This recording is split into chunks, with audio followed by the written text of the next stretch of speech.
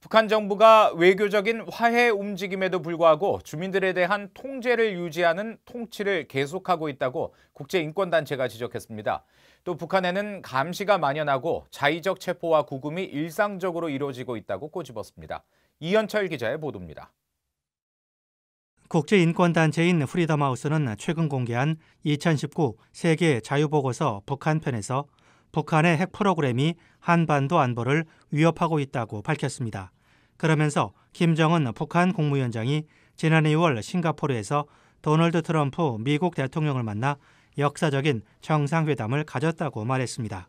하지만 북한이 한반도 비핵화를 위해 노력한다면서도 그 같은 목적을 달성하기 위한 구체적인 행동을 제시하지 않는 모호한 합의가 이루어졌다고 지적했습니다. 또 김 위원장이 지난해 문재인 한국 대통령을 3차례 만났지만 북한은 핵 프로그램 폐기를 위한 중대한 조치를 취하지 않았다고 덧붙였습니다. 이어 북한 정부는 외교적 화해 움직임에도 불구하고 주민들에 대한 통제를 유지하는 통치를 계속하고 있다고 밝혔습니다. 보고서는 북한에는 감시가 만연하고 자의적 체포와 구금이 일상적으로 이루어지고 있다고 밝혔습니다. 또한 정치적 이견이나 반대는 금지되고 엄격하게 처벌된다고 말했습니다. 특히 고문과 강제노동, 기아와 다른 잔악행위가 자행되는 정치범 수용소 체제를 유지하고 있다고 말했습니다. 그러면서 북한 구금시설들에 8만 명에서 12만 명의 정치범들이 갇혀 있는 것으로 추산된다고 밝혔습니다.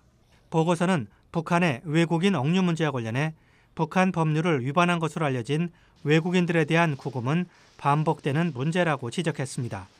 이 밖에 중국 정부가 국제적 반대를 무시하고 탈북민들을 계속 강제 송환해 고문과 수감, 처형의 대상이 되고 있다고 지적했습니다. 앞서 프리덤하우스는 지난 2월 발표한 2019 세계 자유보고서에서 북한이 정치적 자유와 시민적 자유와 관련해 100점 만점 가운데 3점을 받아 세계 최악 중 최악의 국가 가운데 하나로 꼽혔다고 밝혔습니다. BOA 뉴스 이현철입니다.